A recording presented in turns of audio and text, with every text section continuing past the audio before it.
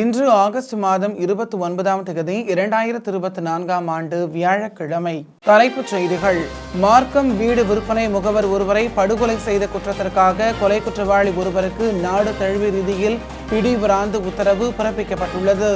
ஜனாதிபதி வேட்பாளர் ரணில் விக்ரமசிங்கவின் இலங்கைக்கான எனது 5 ஆண்டு பணி என்ற தலைப்பிலான தேர்தல் விஞ்ஞாபனம் சற்று முன்னர் வெளியிட்டு வைக்கப்பட்டது. ரணில் விக்ரமசிங்க பேச்சில் மட்டும் வாக்குறுதியை வழங்குவார், ஆனால் தமிழ் மக்களுக்கு எதனையும் செய்ய மாட்டார் என சி.வி. விக்னேஸ்வரன் தெரிவித்தார். குஜராத்தில் கனமழை தொடர்ந்து பெய்து வரும் நிலையில் கடந்த 4 நாட்களில் உயிரிழந்தவர்களின் எண்ணிக்கை 28ஆக அதிகரித்துள்ளது. காசாவிற்கான மனிதாபிமான நடவடிக்கைகளை இடைநிறுத்தியுள்ளதாக உலக உணவு திட்டம் தெரிவித்துள்ளது. வணக்கம். மார்க்கம் வீடு விற்பனை முகவர் ஒருவரை படுகொலை செய்த குற்றத்திற்காக கொலை குற்றவாளி ஒருவருக்கு நாடு தழுவிய ரீதியில் பிடிவாரந்து உத்தரவு பிறப்பிக்கப்பட்டுள்ளது. யோர்க் பிராந்திய போலீசாரால் இந்த நாடு தழுவிய ரீதியிலான பிடிவாரந்து உத்தரவு பிறப்பிக்கப்பட்டுள்ளது. யுக்ரிங் அனியா மியூ என்ற 56 வயதான வீடு விற்பனை முகவர் காணாமல் போயிருந்தார். ஒன்டாரியோ பரிசவுன் பகுதியில் அமைந்துள்ள வீடொன்றில் மியூவின் சடலம் மீட்கப்பட்டிருந்தது. இந்த படுகொலை சம்பவத்துடன் தொடர்புடைய 47 வயதான ஜியோங் மார்க்கோ என்ற நபரை போலீசார் தேடி வருகின்றனர். இந்த நபர் பற்றிய தகவல்கள் இருந்தால் போலீசாருக்கு அறிவிக்குமாறு கோரப்பட்டுள்ளது. வினிபெக் பகுதியில் 4 பெண்களை படுகொலை செய்த தொடர் கொலையாளி ஒருவருக்கு நீதிமன்றம் தண்டனை விதித்துள்ளது. பழங்குடியின பெண்கள் இவ்வாறு கொடூரமான முறையில் கொலை செய்யப்பட்டிருந்தனர். இந்த படுகொலை சம்பவங்களுடன் தொடர்புடைய ஜெர்மி சிகிபிகி என்ற 37 வயதான நபருக்கு நீதிமன்றம் 4 ஆயுள் தண்டனைகளை விதித்து தீர்ப்பளித்துள்ளது. இந்த கொலையாளிக்கு 25 ஆண்டுகள் வரையில் பிணையில் வெளிவர முடியாது என அறிவிக்கப்பட்டுள்ளது. குறித்த நபர் இந்த 4 ஆயுள் தண்டனைகளையும் ஒரே நேரத்தில் அனுபவிக்க வேண்டும் எனவும் நீதிமன்றம் உத்தரவிட்டுள்ளது. நாட்டின் சட்டங்களின் பிரகாரம் வழங்கப்படக்கூடிய அதி உச்சபட்ச தண்டனை வழங்கப்பட்டுள்ளதாகவும் இந்த தண்டனை குற்ற செயலுக்கு போதுமானதல்ல எனவும் பிரதம நீதியரசர் தெரிவித்துள்ளார். டொரண்டோ போலீஸ் திணைக்களத்தின் உயரதிகாரி ஒருவர் பதவி உயர்வுக்கு விண்ணப்பித்திருந்தவர்களுக்கு தவறான வகையில் உதவினார் என்ற குற்றச்சாட்டு நிரூபிக்கப்பட்ட நிலையில் அவர் பதவியிறக்கம் செய்யப்பட்டுள்ளார். போலீஸ் சூப்பரிண்டென்ட் என்ற பதவிக்கு தெரிவானது முதல் கருப்பின பெண்மணி என்ற பெருமையை கொண்டவரை தற்போது பொறுப்பதிகாரி தரத்துக்கு பதவியிறக்கம் செய்யப்பட்டுள்ளார். இவர் பதவி உயர்வு பெற விண்ணப்பித்தவர்களுக்கு எவ்வாறு தேர்வின் போது ஏமாற்றுகளை செய்வது என்பது குறித்து அறிவுறுத்தியிருந்தது நிரூபிக்கப்பட்டே இவ்வாறான பதவி குறைப்பு மேற்கொள்ளப்பட்டிருக்கிறது. 2 வருடங்கள் நீடிக்கும் இந்த பதவி குறைப்பின் பின்னான காலத்தில் இவர் விரும்பினால் மீண்டும் சூப்பரிண்டென்டென்ட் என்ற பதவிக்கு விண்ணப்பிக்கலாம் எனவும் தெரியப்படுத்தப்பட்டுள்ளது.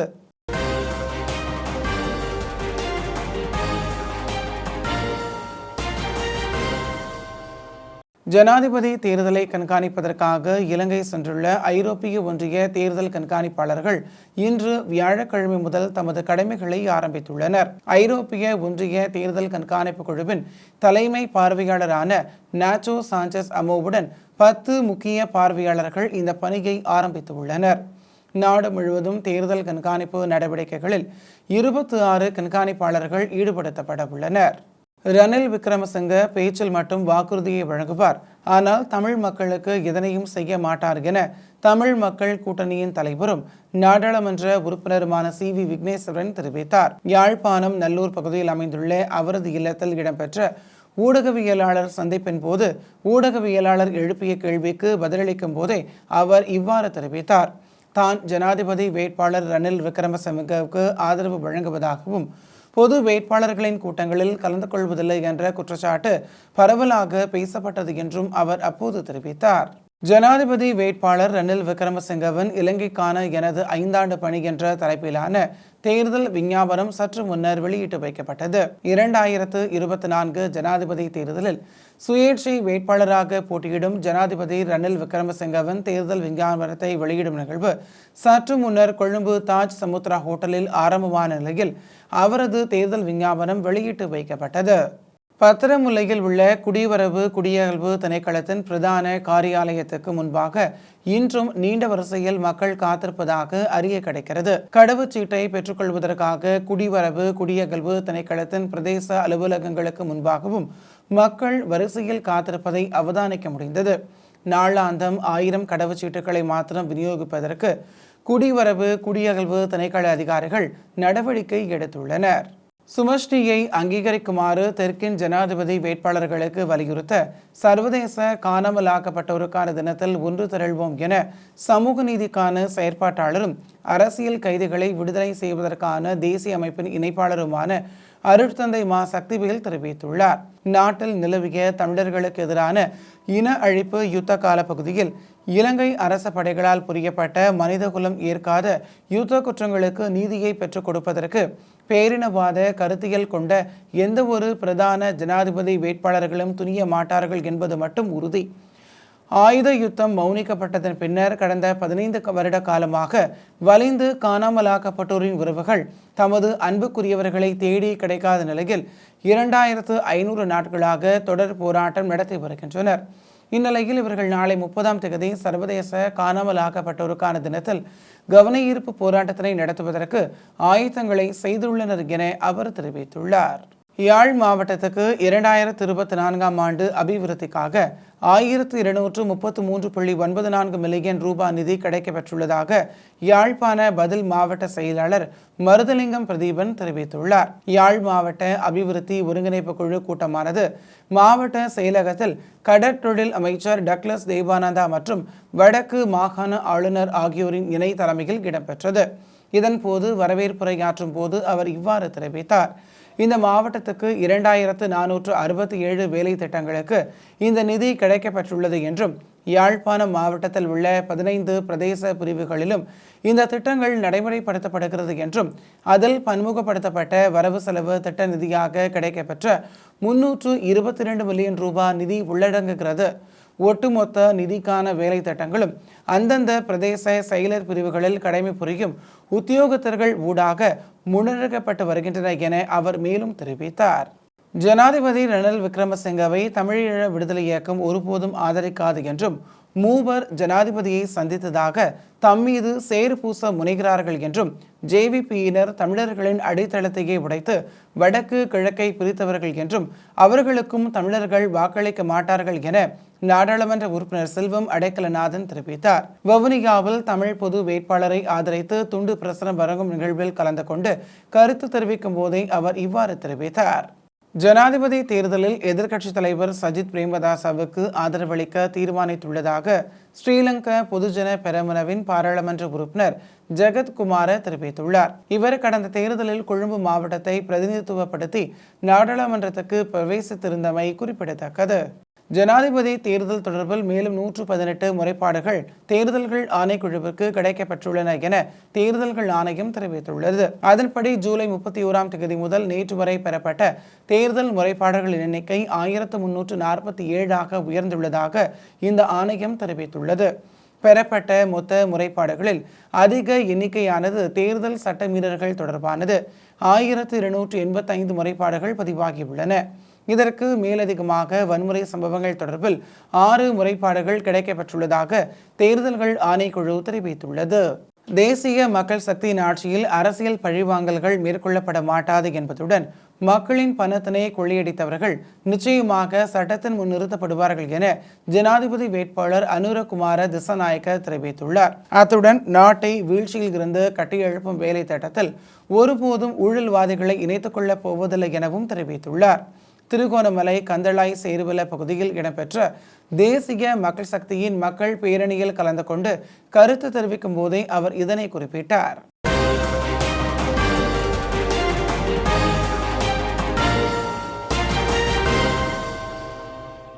தமிழகத்துக்கு புதிய தொழில் முதலீடுகளை ஈர்க்கும் வகையில் அமெரிக்கா சென்றுள்ள தமிழக முதல்வர் மு க ஸ்டாலினுக்கு உற்சாக வரவேற்பு அளிக்கப்பட்டது. சான் பிரான்சிஸ்கோ விமான நிலையத்தில் அமெரிக்க நாட்டின் சான் பிரான்சிஸ்கோவிற்கான இந்திய துணை தூதர் ஸ்ரீகர் ரெட்டி, தமிழக தொழில்துறை அமைச்சர் TRP ராஜா மற்றும் அமெரிக்க வாழ் தமிழர்கள் ஆகியோர் முதல்வர் ஸ்டாலினுக்கு உற்சாக வரவேற்பு அளித்தனர். இது குறித்து முதல்வர் ஸ்டாலின் வெளியிட்டுள்ள எக்ஸ் பதிவில், அமெரிக்க மண்ணில் தரையிறங்கிய போது தாய் தமிழ் உறவுகள் அளித்த நிகழ்ச்சியான வரவேற்பு என தெரிவித்து புகைப்படங்களை இணைத்துள்ளார். ஆக்ஸ்போர்டு பல்கலைக்கழகத்தில் சர்வதேச அரசியல் கல்வி பயில்வதற்காக தமிழக பாஜக தலைவர் அண்ணாமலை லண்டன் புறப்பட்டு சென்றார். அவரை கட்சியினர் உற்சாகமாக வழி அனுப்பி வைத்தனர். நாடு முழுவதும் பாஜகவில் புதிய உறுப்பினர் சேர்க்கைக்கான பணிகள் நடைபெற்று வருகின்றன. தமிழகத்தில் உறுப்பினர் சேர்க்கை பணி வரும் 1ஆம் தேதி துவங்க உள்ளது. இதனிடையே தமிழகத்தின் பல்வேறு பகுதிகளிலும் நடைபெற்ற கட்சி சார்ந்த நிகழ்ச்சிகள் பொதுக்கூட்டங்களில் பாஜக தலைவர் அண்ணாமலை பங்கேற்று வந்தார். சென்னையில் கடந்த 25ஆம் தேதி இடம்பெற்ற பிரம்மாண்ட பொதுக்கூட்டத்தில் பேசிய அவர் அதிமுக திமுகவை கடுமையாக விமர்சித்தார். குறிப்பாக அதிமுக பொதுச் செயலாளர் பழனிசாமி குறித்து அண்ணாமலை பேசியது அக்கட்சியினரிடையே கொந்தளிப்பை ஏற்படுத்தியது குறிப்பிடத்தக்கது. குஜராத்தில் கனமழை தொடர்ந்து பெய்து வரும் நிலையில் கடந்த 4 நாட்களில் உயிரிழந்தவர்களின் எண்ணிக்கை 28ஆக அதிகரித்துள்ளது. பல்வேறு பகுதிகளிலும் நீர்நிலைகள் நிரம்பி வருகின்றன. இதனால் தாழ்வான பகுதிகளில் வாழும் மக்களின் இயல்பு வாழ்க்கை கடுமையாக பாதிக்கப்பட்டுள்ளது. கனமழை காரணமாக வீடு இடிந்தும் தண்ணீரில் மூழ்கியும் இதுவரை 28 பேர் உயிரிழந்துள்ளனர். வெள்ளம் பாதித்த பகுதிகளில் இருந்து சுமார் 17,800 பேர் வெளியேற்றப்பட்டுள்ளனர். குறிப்பாக வதோதராவில் 12,000 பேர் மீட்கப்பட்டு பாதுகாப்பான இடங்களில் தங்க வைக்கப்பட்டுள்ளனர். இந்தியாவின் தேசிய பாதுகாப்பு ஆலோசகர் அஜித் தோவல் இன்று இலங்கை சென்றுள்ளார். அரசியல் தலைவர்கள் பலரை அஜித் தோவல் சந்திக்க உள்ளதாகவும் இலங்கையின் சமகால மற்றும் எதிர்கால அரசியல் பொருளாதார விடயங்கள் தொடர்பில் கலந்துரையாட உள்ளதாகவும் தெரிவிக்கப்பட்டுள்ளது. இதேவேளை இலங்கையில் எதிர்வரும் செப்டம்பர் 21ஆம் தேதி ஜனாதிபதி தேர்தல் நடைபெற உள்ள நிலையில் இந்த பயணம் தொடர்பில் ராஜதந்திர மட்டத்தில் அவதானம் செலுத்தப்பட்டுள்ளது. பெண்களுக்கு எதிரான குற்றங்களை தடுக்க மோடி அரசு கடந்த 10 ஆண்டுகளில் உறுதியாக எதையும் செய்யவில்லை என்று காங்கிரஸ் தலைவர் மல்லிகார்ஜுன கார்கே குற்றம் சுமத்தியுள்ளார். சமூக மாற்றம் என்பது சுவர்களில் மகள்களை காப்போம் என்று ஓவியம் வரைவதால் வருமா அல்லது அரசு சட்டம் ஒழுங்கை திறமையாக கையாள்வதால் வருமா என்றும் அவர் கேள்வி எழுப்பியுள்ளார். கொல்கத்தாவில் பயிற்சி மருத்துவர் பாலியல் வன்புணர்வு செய்யப்பட்டு கொல்லப்பட்ட சம்பவம் நாடு முழுவதும் பெரும் அதிர்வலைகளை ஏற்படுத்தியுள்ளது. இந்நிலையில் இது தொடர்பாக மல்லிகார்ஜுன கார்கே வெளியிட்டுள்ள எக்ஸ் பதிவில் இவ்வாறு குறிப்பிட்டுள்ளார்.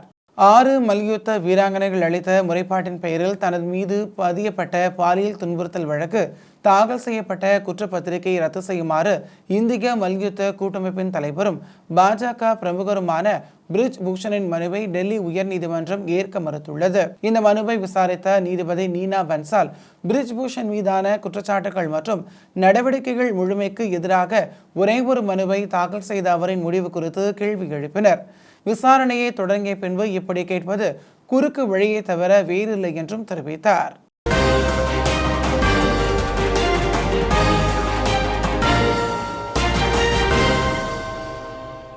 கடந்த சனிக்கிழமை கைது செய்யப்பட்ட டெலிகிராம் நிறைவேற்று தலைமை அதிகாரி பவல் துரோவ் விடுவிக்கப்பட்டார். இருப்பினும் அவர் மீதான குற்றச்சாட்டு காரணமாக அவர் பிரான்ஸ் நாட்டை விட்டு வெளியேற தடை உத்தரவு பிறப்பிக்கப்பட்டுள்ளது.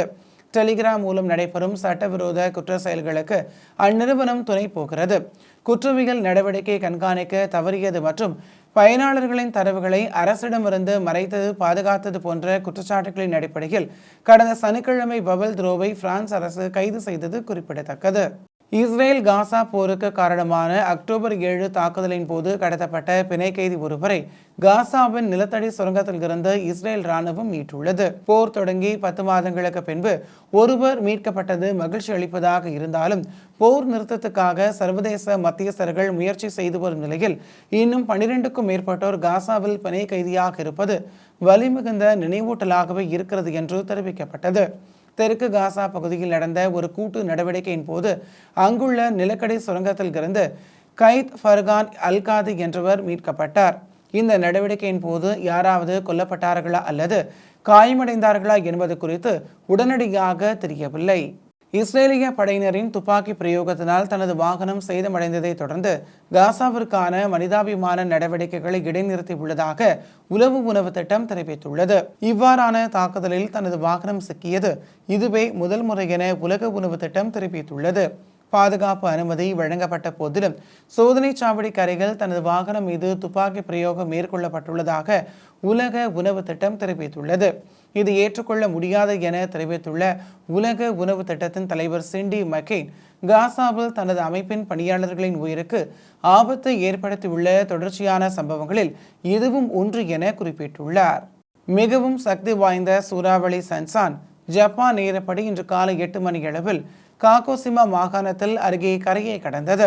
மிக கடுமையான புயல்கள், நிலச்சரிவுகள், வெள்ளம் மற்றும் பெரிய அளவிலான சேதங்களை பற்றிய எச்சரிக்கைகளையும் இந்த நாட்டு வானிலை ஆய்வு நிலையம் வெளியிட்டிருந்தது. மணிக்கு 252 கிலோமீட்டர் வேகத்தில் அதிக காற்று வீசியதாகவும் தெரிவிக்கப்படுகிறது. புயல் தாக்கத்தினால் 70 வயதுடைய ஒரு தம்பதியினரும் 30 வயது மதிக்கத்தக்க ஒரு ஆண் ஒருவரும் உயிரிழந்துள்ளனர். புயல் தாக்கத்தால் 12.5 பில்லியன் மக்கள் வசிக்கின்ற கியூபின் சில பகுதிகளில் 24 மணி நேரத்தில் 600 மில்லிமீட்டர் மழை பெய்யும் என எதிர்ப்பு கூறப்பட்டுள்ளது. சுமார் 2,55,000 வீடுகளில் மின்சாரம் தடைப்பட்டுள்ளது. ககோஷிமா மற்றும் மியாசாகி மாகாணங்களில் குறைந்தது 39 பேர் காயமடைந்துள்ளதாக NHK தெரிவித்துள்ளது. டொயோட்டோ மற்றும் நிசான் போன்ற முக்கிய கார் தயாரிப்பாளர்களின் ஊழியர்களின் பாதுகாப்புக்காக இன்று தங்கள் ஆலைகளை மூடியுள்ளனர். இத்துடன் TVIயின் இன்றைய செய்திகள் நிறைவடைகின்றன. நன்றி, வணக்கம்.